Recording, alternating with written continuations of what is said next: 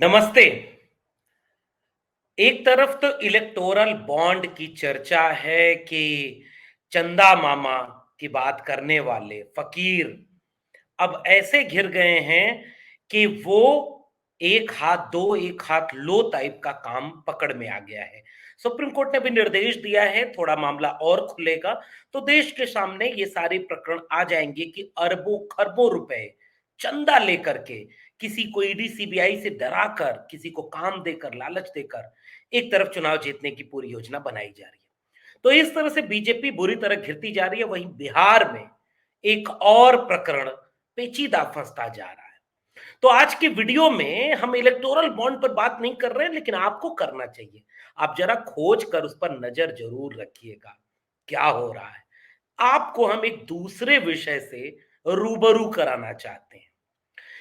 आपको पता है कि देश में नरेंद्र मोदी के नेतृत्व में भारतीय जनता पार्टी एक मनोवैज्ञानिक बढ़त लेने के लिए एक ही नारा हर जगह दे रही है, अब की बार 400 पार। इस नारे के साथ यह समझाया जाएगा और उनके लोग पूरे जोश खरोश से पूरे देश को यह बात बोल रहे हैं कि कोई अब लड़ाई में है नहीं, अकेले वो लड़ते जा रहे हैं, एक तरफ से वो जीतते जा रहे हैं। लेकिन पर्दे के पीछे और भी बहुत कुछ चल रहा है। पर्दे के पीछे जो चल रहा है वो इतना हद तक इनको डराने वाला है, परेशान करने वाला है कि वह काम अभी भी फंसा हुआ है। जैसे बिहार, एक उदाहरण हम दे रहे हैं बिहार का। बिहार में नरेंद्र मोदी की नेतृत्व वाली एनडीए सरकार, एनडीए गठबंधन के सामने एक पेच फंस गया है। बिहार में एनडीए के प्रमुख सहयोगी वह धमकी दे रहे हैं, खुलेआम चेतावनी कि हमको टिकट दे दो, वरना हम क्या क्या कर सकते हैं।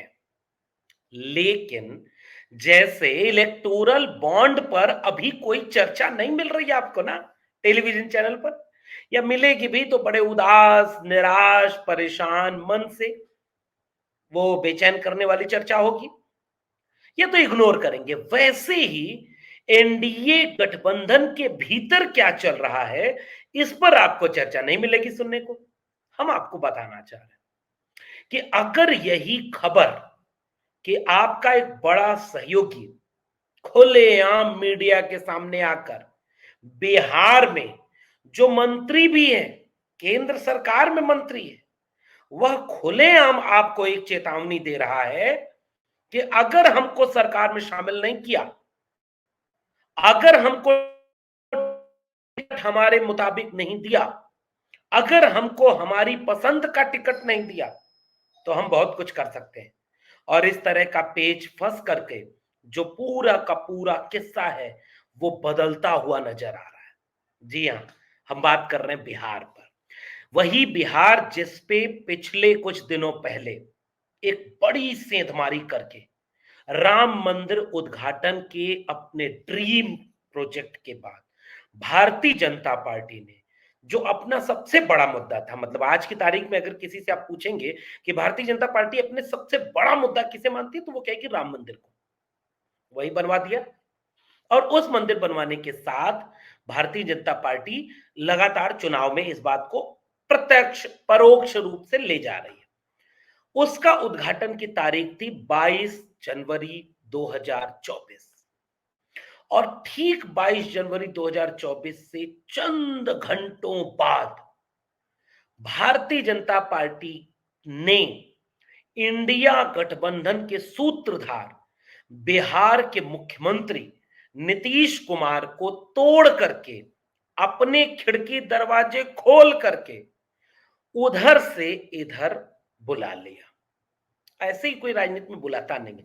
जब चंदा ऐसे ही नहीं मिलता है, चंदा तब मिलेगा जब पहले नहीं कि कोई चंदा दे रहा तो ईडी सीबीआई की रेट भर दो, आईटी की रेट डाल दो, और जब रेट डाल दो तो कुछ दिन बाद पता चला चंदा आ गया तो पता नहीं रेट बंद हो गई, क्या हुआ किसी को पता ही नहीं चलता। ठीक वैसे ही कोई सांसद विधायक यूं ही नहीं चला जाता है किसी पार्टी के साथ और गठबंधन तोड़ दे और वो चला जाए कि नहीं भाई हम तो आपके साथ आ गए, नहीं। वैसे ही नीतीश कुमार को लाने के बाद बिहार में बीजेपी ये मानती थी कि वो बहुत ताकतवर हो गई है, उन्होंने महागठबंधन को तोड़ दिया। उन्होंने इंडिया गठबंधन के सबसे प्रमुख सूत्रधार को तोड़ दिया। नीतीश कुमार बीजेपी के साथ चले गए, शपथ ग्रहण हो गया और उसके बाद ये माना जा रहा था कि उत्तर प्रदेश, जहां सपा और बसपा को अलग अलग लड़ाया जा रहा है, कौन पीछे है आप भी जानते हैं। एक न हो जाए सारे लोग। गठबंधन की कोशिशें जैसे ही चलती हैं, कोई बहुत सुगबुगाहट होती है, पीछे से एक बयान आ जाता है, हम अकेले चुनाव लड़ेंगे। तो इसके बाद किसका फायदा होगा, ये उत्तर प्रदेश के लोग बेहतर जानते हैं।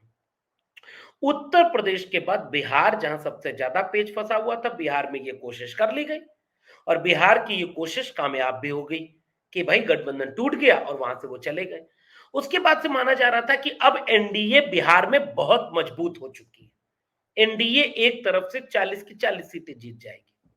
टिकट वितरण हो रहा है और टिकट वितरण में बीजेपी ने जेडीयू से एक सीट ज्यादा, 17 सीटें, जितनी खबरें अब तक आ रही हैं, 17 सीटें बीजेपी ने अपने खाते में रखी, 16 सीटें जेडीयू के पास गई, क्योंकि जेडीयू ने यह दावा किया, तर्क किया कि भाई हमारे पास तो जितने सांसद हमारे जीते हुए थे उतनी सीटें तो हमें चाहिए ही और उतनी सीटों के साथ हम चुनाव लड़ेंगे। तो 16 जेडीयू के पास, 17 बीजेपी के पास, तो इस तरह से कुल 33 सीटें हो गई। 7 सीटें बची, उनमें से हम यानी जीतन राम मांझी की पार्टी, हाँ चिराग पासवान की पार्टी, उसके बाद उपेंद्र कुशवाहा, उसके बाद और वहां एक नाम फंसता है पशुपति पारस, पशुपतिनाथ पारस। और कौन है पशुपतिनाथ पारस? बिहार के समाजवादी आंदोलन के बड़े नेता रामविलास पासवान के भाई हैं। रामविलास पासवान बिहार की राजनीति के बेहद जमीनी नेता, अपने संघर्षों से एक मुकाम और विचारधारा से एक पहचान पाने वाले, सामाजिक न्याय की राजनीति, समाजवाद की राजनीति करने वाले रामविलास पासवान बाद के दिनों में खुलेआम बीजेपी के साथ रहे और बीजेपी ने उन्हें मंत्री भी बनाए रखा।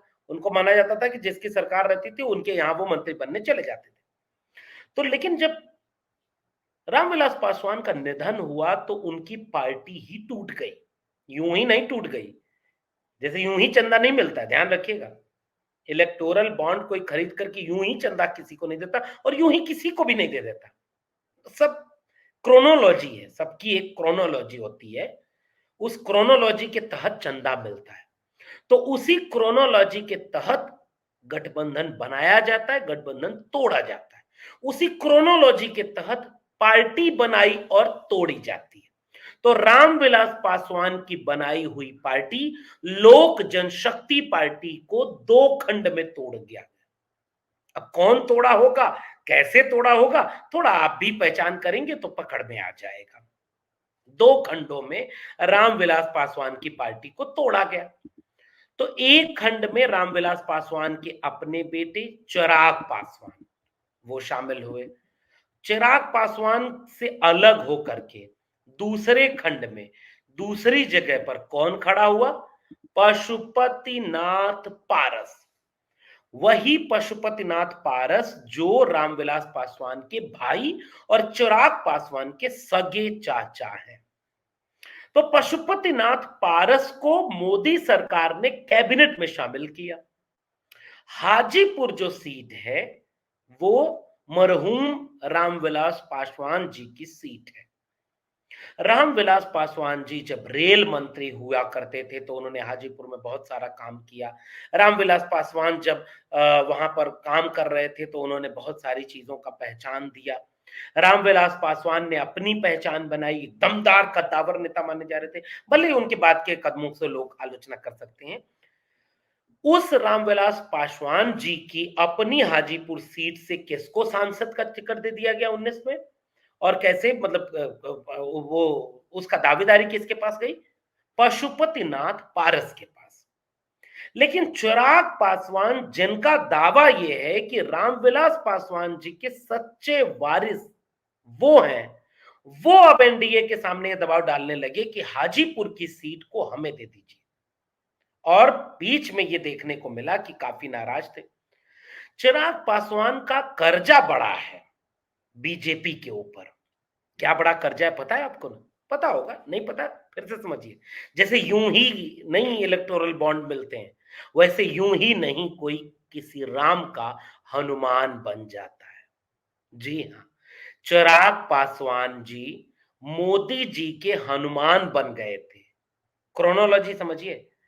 2020 के विधानसभा चुनाव के ठीक पहले नीतीश कुमार, जो कि खुद एनडीए के साथ थे, बीजेपी के साथ चुनाव लड़ रहे थे, और खुद चिराग पासवान भी बीजेपी के अलायंस में थे, एनडीए के अलायंस में थे, लेकिन चिराग पासवान को उन सीटों पर चुनाव लड़वाया गया जहां जहां जेडीयू यानी नीतीश कुमार के कैंडिडेट थे, ताकि राम का काम हनुमान आसान कर दें और जेडीयू को थोड़ा मिट्टी विट्टी में मिला दिया जाए, कम कर दिया जाए। और हुआ भी।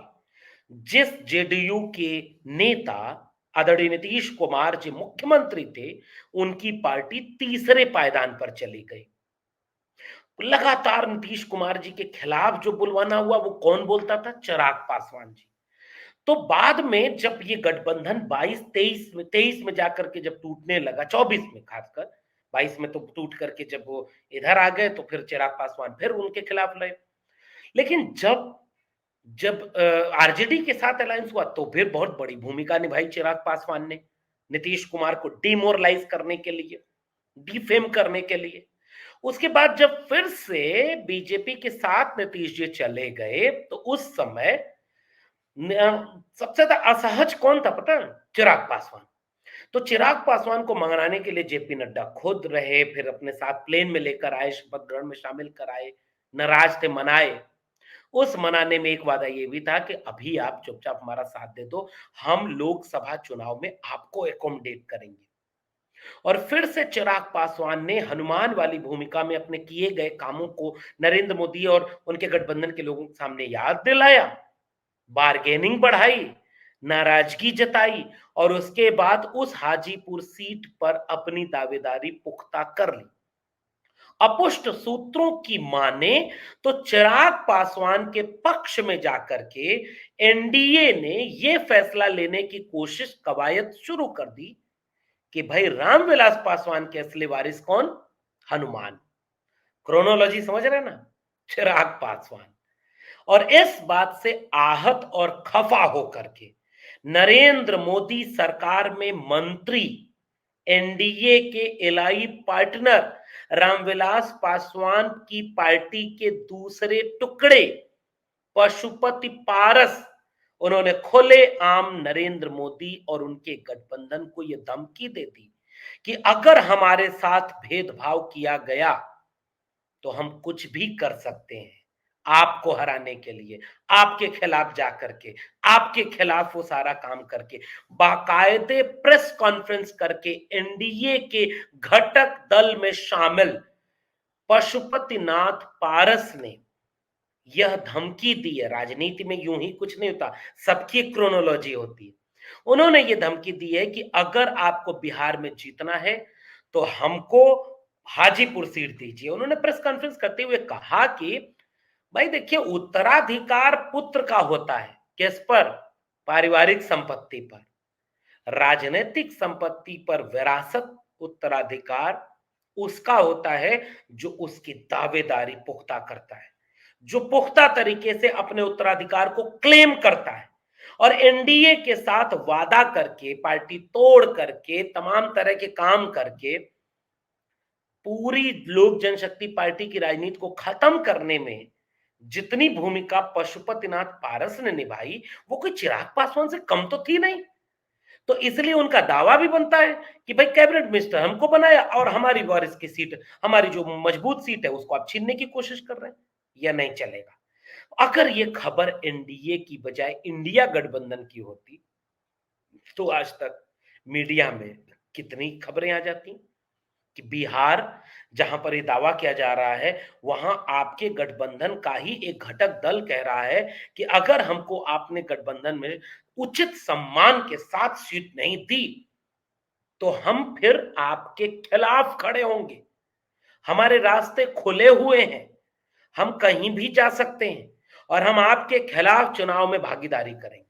अगर ये खबर इंडिया गठबंधन की होती तो हेडलाइन बनती, लेकिन ये खबर एनडीए गठबंधन के बीच बिहार में गठबंधन के भीतर के पेच को बिगाड़ने की है। तो ठीक वैसे ही इस पर मेन स्ट्रीम मीडिया की चुप्पी है, जैसे इलेक्टोरल बॉन्ड पर चुप्पी है। एक हाथ दो, एक हाथ लो, ये है भारतीय राजनीति। और अगर भारतीय राजनीति को आप टीवी, मीडिया और व्हाट्सएप के जरिए देखने और समझने की कोशिश कर रहे हैं और इससे बनी हुई धारणा पर आप वोट देने जा रहे हैं, तो खबरदार, वक्त रहते जाग जाइए। कर्पूरी ठाकुर जी अपनी जनसभाओं में कहा करते थे, जननायक जब भाषण देते थे तो कहते थे, उठ जाग मुसाफिर भोर भई, अब रैन कहाँ जो सोवत है, जो सोवत है सो खोवत है, जो जागत है सो पावत है। इसलिए अब ये देखना दिलचस्प होगा कि एनडीए कैसे अपने घटक दलों को मनाता है और क्या वो मनाने में कामयाब हो जाता है या नहीं होता है। मीडिया इसे कैसे कितने दूर तक छिपाती है। आने वाले कुछ दिनों में इसका चुनाव पर क्या असर होगा, आप भी नजर बनाए रखिए, हम भी नजर बनाए रखेंगे और जैसे ही कोई अपडेट होगा फिर से आपसे बातचीत करेंगे। तब तक जागते रहिए, आंख खोल करके अपने आसपास की बदलती हुई परिस्थितियों पर नजर रखिए, क्योंकि अंततः वोट आपको देना है जिससे देश का भविष्य चुना जाना है। बहुत बहुत धन्यवाद।